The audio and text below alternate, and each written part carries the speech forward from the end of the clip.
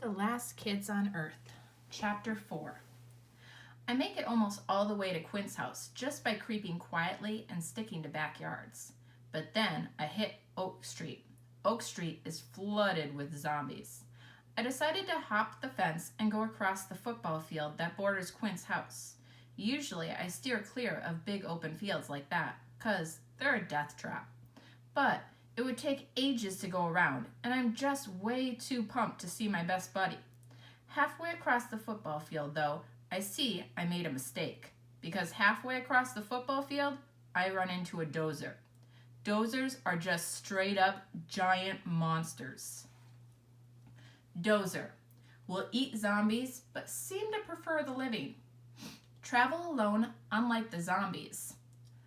Horns for stabbing, hurting, piercing, other bad stuff. Dead zombie, oxymoron. Super strong. Whip zombies around like rag dolls. Thick skin protects internal organs. Since dozers were never people to begin with, I don't feel so bad when I destroy them. I just tell myself I'm being a monster slayer, 'cause I am, and that's awesome. I reach for a grapefruit grenade. Usually one of those to the eyes of a dozer will stun it long enough for me to dash to safety. But I stop when I hear a familiar thundering roar. A second dozer behind me. Double trouble. I'm in a real pickle, and I hate pickles. I hate pickles, the food, and I hate pickles, like when you're in a jam. Although, funny enough, I do love jam. Red raspberry, preferably. Suddenly, out of nowhere, I hear a sound like kush. What? It's Quint, my savior, the only guy I know who would ever own a roof-mounted arrow launcher. Jack, move swiftly. I sprint past the still gurgling dozer, leaving the second one in the dust, down the dirt path, up and over the old wooden fence, and into Quint's backyard. And there, waiting for me, is a whole mess of the undead suckers. Time to go to work. Chapter 5. The undead freaks come at me in a wave. First, an old man zombie. He's got one eyeball dangling out, and it bounces against his cheek. He lunges at me, his throat making a sound like glug. I dive under his outstretched hands. Coming up, I'm staring at an old lady zombie. Must be like 90. She gets my shirt, but I shrug it off. I can see the back door to Quint's house, and I spot a direct path. The picnic table. I dash across. Crack! I leap off the picnic table using one of Zombie's bald, moldy head as a little step and grab on to the tire swing. Quint, open the door! Quint yanks open the sliding door just as a hulking, half-rotten zombie man steps in front of it. His throat is missing. Just a bunch of gnarly old flesh there. He comes at me, practically jumping. I've got no choice but crack! Quint slams the patio door shut behind me. Just in time, too. 3 zombies stumble into the glass and bounce off like a bad Three Stooges bit. Quint slides his big kitchen table against the glass, a makeshift barricade. I get to my feet, eyes wide. I can't believe it. It's him. It's really him. Quint Baker, the best friend. Hair smells like movie theater popcorn butter. Old man cap. Pocket watch for looking dorky. Always working on a new gadget or experiment. Wears a lab coat as a jacket for no good reason. Non-athlete's foot. I was afraid you were dead this whole time, I exclaim. A scientist never truly dies, Quint says. He lives on through his research. I groan. But yes, I'm also regular, normal, alive, Quint says. I want to groan again, but I can't help but laugh. I'm just so happy to see my buddy. Secret handshake time, buddy? We have a secret handshake? Yeah, remember? We worked on it that whole afternoon one time. We had that big plan. We were going to do the handshake when we passed in the hallway so people would know we had cool secrets going on and we were up to stuff. Remember? Quint scratches his head. Vaguely remember. How'd it go again?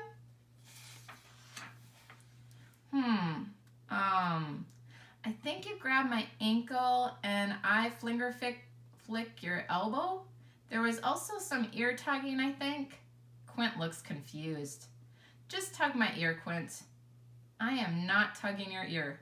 Come on, just a little tug to get the handshake started. Jack, I think you should give up on the secret handshake. I shrug. We bump fists. Can't go wrong with the classics.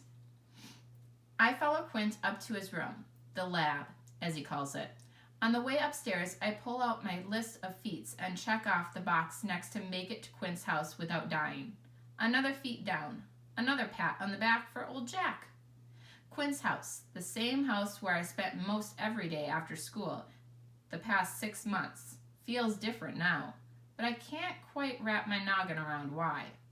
Whoa, you've been partying pretty hard, huh? Where'd you hide the girls? This is all research. I've learned much. It looks we have 3, possibly 4 creatures in the Mammalia class, Quint says. Hold up, stop the train, I say. I thought we were playing video games. Quint grins, a ploy. Sigh. I was right. It was a trap.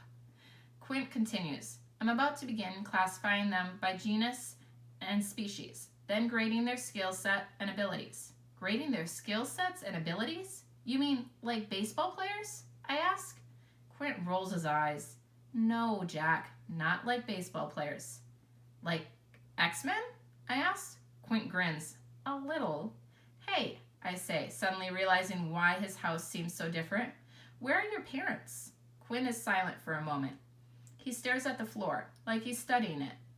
They were on vacation, remember? So I don't know. I'm hoping they're out there somewhere. Maybe out west, safe? Oh, I say softly.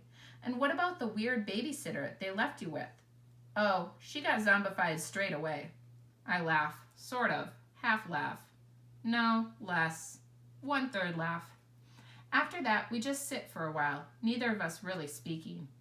I cough into my hand and say, Hey, Quint, is it true? What was on the news those first few days? That the monsters and zombies came to the East Coast first?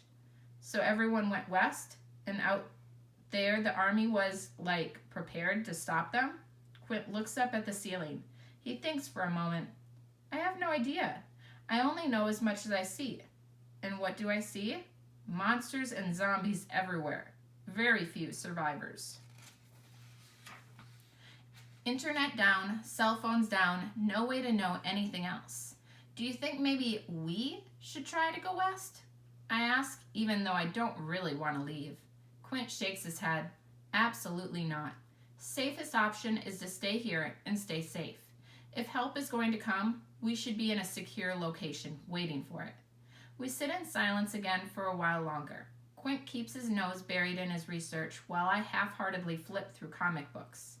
The weight of all this horror, the missing parents, the zombified babysitter, fills the room. I can barely breathe. I need to get Quint out of this house. Finally, I stand up and say, trying to sound cheerful, Let's split, bud. We'll go back to the treehouse. You have to see it. It's tricked out and way better than it used to be. But Quint, of course, is not having it. All my research is here. Can't leave. Not possible. Buddy, I say, I figured out how to make my own Mountain Dew. Quint looks up. He blinks twice. I'll gather my things. Quint, buddy, I trust you in all things. But you got a plan for getting this crud all the way across town without getting us eaten? Butterfinger Quint stole from my locker 2 months ago. Some junk we don't need. Sports Illustrated swimsuit edition. Thanks, Quint's dad. More junk we don't need. Quint says he has a means of transportation, so I follow him down to the pitch-black garage. It smells like gasoline and sawdust. He flicks the light switch, and what I see, man, I have to pick my jaw up off the floor. Not literally. That is something zombies do. I'm staring at a bad-to-the-bone post-apocalyptic vehicle. I began with my mom's pickup truck, Quint says, and I just started adding things. I whistle, impressed. Now, pay attention, Jack, he says, and he begins detailing the truck's gizmos and gadgets. It's amazing what a smart kid can do when no one's bugging him to finish his homework or change his socks. Running my hands over the truck, I ask, so what do you call it? Big Mama, Quint says. Well, my Big Mama. I nod. It's true. His mom was quite hefty. Perfect name, buddy. Big Mama, the post-apocalyptic ride. Arrow, turret, fuzzy dice for looking cool. Skull hood ornament, not real, just a candle. Horn plays the Star Trek theme. Battering ram for battering monsters. Plus an ejector seat. Just kidding. Reinforced windows keep zombies out. Tire chains for rolling over monsters. Butter slick slingers. Storage for loot nabbed from Best Buy. Many, many, many boxes of brown sugar cinnamon Pop-Tarts. Fuzzy mice for science. Bottle rocket launchers. We spend the next hour stuffing all of Quint's research and equipment and action figures into Big Mama. Once we have it all loaded up, Quint pauses. One thing. Do you have any idea how to drive? Dude, we're 13 years old, I say. Quint's face sags. Right. So, I've played like 200 hours of Need for Speed. Of course I know how to drive. I'm practically an expert. Jack, ka-smash! We get back to the treehouse with no major issues. Only roadblock is a zombie horde outside the old skating rink that forces me back toward the center of town, back past the ruins of the CVS. Passing the store's remains, I slow down just long enough to see if Blarg is still hanging around. I don't see him. That worries me. Blarg is out there, somewhere, and he has my scent. But I pushed the thought to the back of my mind. Today is a good day, and I'm not ruining it with thoughts of ginormous beasts. And tonight is even better. Quint and I are cooking up Mr. Goodbar's s'mores and getting ready to play some Mario Kart. For the first time in a long while, everything feels right. Quint has been found, and now I'll use his mega smart science brain to help me find June Del Toro and complete the ultimate feat of apocalyptic success.